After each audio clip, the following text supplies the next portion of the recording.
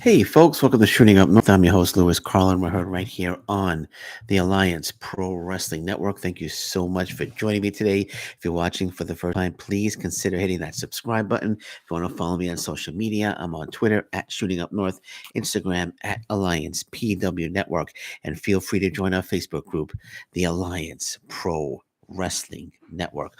Alrighty, so the New Japan Pro Wrestling Best of the Super Juniors is underway right now. We have the third night. We had night three that took place earlier this morning, and Impact Wrestling X Division champion Ace Austin is off to just a fantastic start. He won his first two matches. His first match, he defeated Clark Connors. Second match this morning, he defeated Yoshinobu Kanemaru.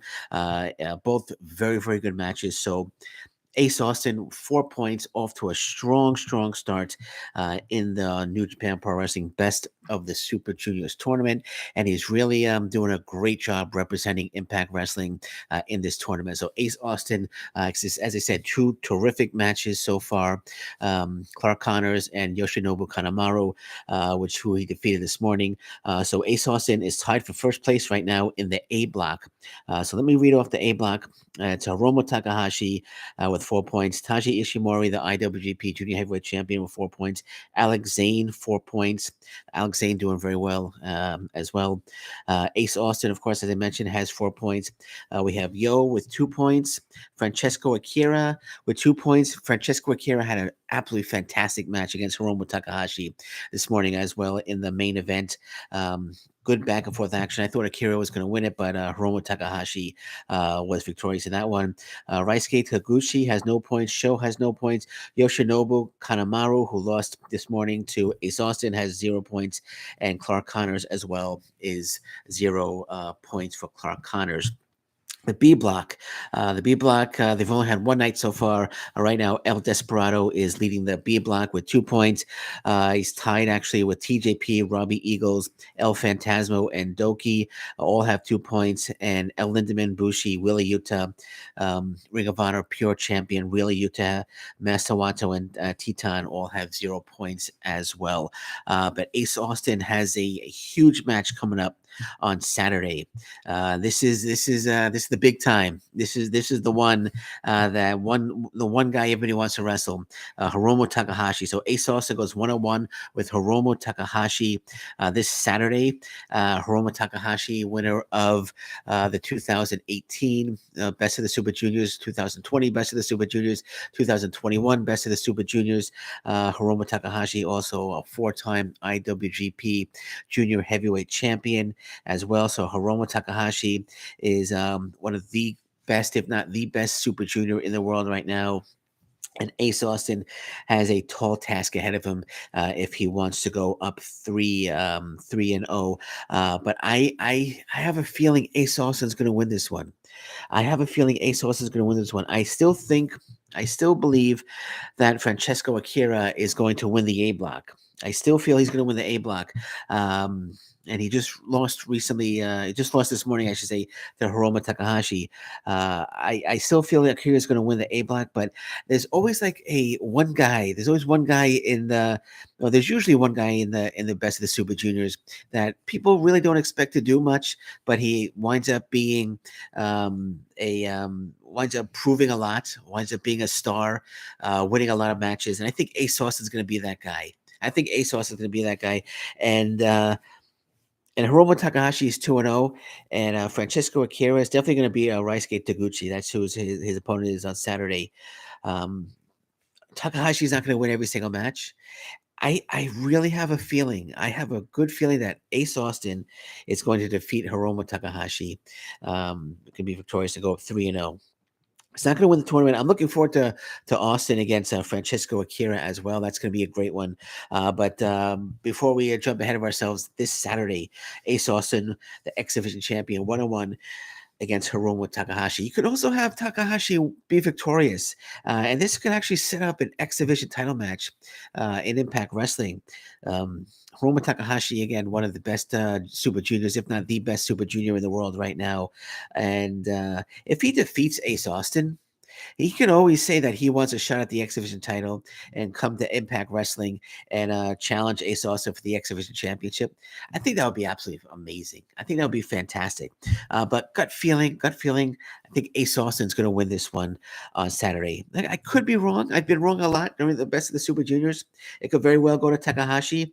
Um, I kind of like the scenario of Takahashi defeating Ace Austin and then heading on to Impact Wrestling and challenging him for that X Division Championship. But we'll see. But we'll see what happens. If I'm going to pick one, I'm picking Ace Austin to be victorious over Hiromu Takahashi on Saturday. Also, as I mentioned, Ryusuke Taguchi goes 1-on-1 against Francesco Akira. Clark Connors 1-on-1 against Sho. Yo 1-on-1 against Yoshinobu Kanemaru. And Alex Zane 1-on-1 against Taji Ishimori on Saturday, which should be great as well. But we also have the B block, which is actually tomorrow. So running down the B block. Let me just pull up the card here. Just going to read the best of the Super Junior matches. We're going to get Wheeler Yuta against Doki, Titan against El Lindemann, which should be a great one. Robbie Eagles versus Bushi, Masawato versus El Fantasmo, and in the main event, El Desperado goes 1-on-1 against TJP, which should be a terrific match as well. So there you have it. So Ace Austin once again proving that. He's proven he belongs. He's proven he belongs, and he's really representing Impact Wrestling fantastically in the New Japan Pro Wrestling Best of the Super Juniors 29, and it's just fantastic seeing somebody from Impact Wrestling, a mainstay in Impact Wrestling, the X Division champion in the Best of the Super Juniors, taking on New Japan Pro Wrestling stars. It's just a joy to watch. Just a joy to watch. The match against Yoshinobu Kanemaru this morning was very, very good, and can't wait for Saturday when he goes 1-on-1 with Hiromu Takahashi. That should be a great one as well. Alrighty, so Ricky Steamboat. The word was out all over the internet that Ricky Steamboat was going to be the opponent of Ric Flair when Ric Flair has his last match. Let me see. Is set to happen. July 31st at the Nashville Fairgrounds. Ric Flair is going to have his last match, and there was the big rumor was Ricky Steamboat's going to be his opponent. While it sounds interesting, Ricky Steamboat, Ric Flair, they had a legendary feud which started back in the late 70s. They've had classic match after classic match after classic match, and there's a little novelty here. Ric Flair against Ricky Steamboat one more time, but Ricky Steamboat declined. I didn't think it was going to happen. Everyone was reading unreliable news sources, and they were jumping on reading the unreliable news sources and jumping on social media and saying, "Oh wow, yeah, Ric Flair, Ricky Steamboat one more time," but Ricky Steamboat actually declined. And here's why he declined. This is why he declined. So this is from Ricky Steamboat. He says, "Well, I was approached and given it some real serious thought. A lot of respect to the guy in the ring. Both of us are night and day when it comes to stuff out of the ring. Flair wouldn't be Flair without it. I thought about it for a week and just recently just declined on it. I know when I wrestled Jericho at WrestleMania 25, then we had the return match at Backlash in a singles, but at 69, I know it's a six-man tag, and I could get a little this and a little that in. But with all due respect to our fans, I want them to remember me the last time I was in there with Jericho when they chanted, 'You still got it.' I don't want to scar that phrase." I'm with Ricky Steamboat 100%, 1,000% on that. Ricky Steamboat's smart. Ricky Steamboat's a smart guy, and he said even that night with Jericho, I was working for the WWE. I was one of the trainers at the school and was pretty active in the ring, so I had a lot of confidence in myself. But knowing Ricky now and not being in the ring for a number of years, I don't want to tarnish the memories that the fans have of me. Exactly. Exactly. That's exactly how Ric Flair should be thinking right now. Exactly how he should be thinking right now. He said it would be a good payday for sure, but I don't want them thinking maybe he should have stayed retired. And I could go out there and maybe pull it off and say, well, for a guy who's 69 years old, he sure did pretty good. But that's a double-edged sword, right? Double-edged sword, right? So the Dragon does have a lot of pride in his work and the way fans remember me in the ring. I know my physical capabilities right now. I would love to be able to go out there and perform like they did with Jericho. I was 56 or 57 years old at the time. But I want my fans to remember me as that guy and not have a chance of disappointing. That's how much I love my fans. Ricky, we love you too, Ricky. We love you too. So, Ricky Steamboat, smart man, declines to get in the ring with Ric Flair one more time, and I agree with him 100%. I agree with Ricky Steamboat 100%. His match against Chris Jericho was fantastic at WrestleMania 25. He still had it. And at 69 years old, he's not going to replicate that. And he wants fans to remember him, his last match to be against Chris Jericho. And of course, why wouldn't? Why would he want to tarnish that?